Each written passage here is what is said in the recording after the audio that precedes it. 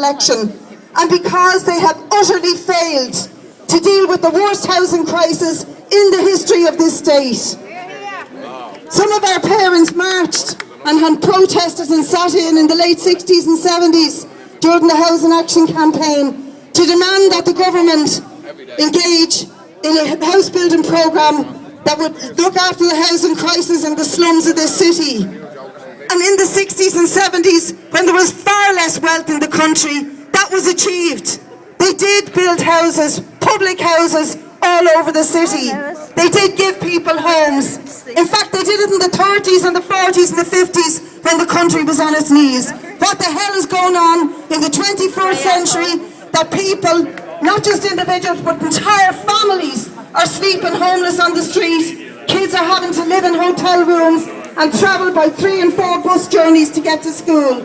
What the hell is going on when a year after Jonathan Curry was found dead in that doorway across the road, and Alan Kelly promised this would never happen again, and there was no shortage of money, that the housing crisis on a daily basis gets worse and worse. And that's why we're here, and we need to make our voices heard today.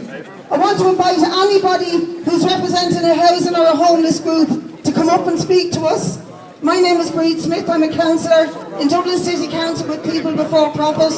In the Right2Housing, we want to see a movement built from the grassroots up that encompasses all of those who are fighting for decent housing and against homelessness, that brings together in a united voice all of us across the country, like we did on the question of water, to bring together a mass movement of people from below, to put manners on this government, because clearly they don't listen to anything but the developers and the vested interest and the bankers and the landlords.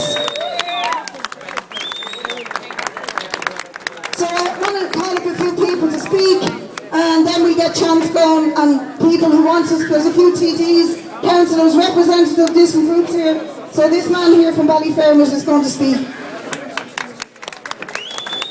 Hello, good afternoon, ladies and gentlemen. My name is Johnny Hannon from Ballyfermot. Recently joined up with the homeless. My grief towards the government is that when people are thrown out of houses now, rented accommodations, what's happening is in the hotel, that's €1,000 per night in a hotel. It could be for 2 people and 2 children. If you work it out mathematically, it's 375,000 per annum. Now 375,000 per annum would build 4 houses, in my estimation, and then they could really afford themselves.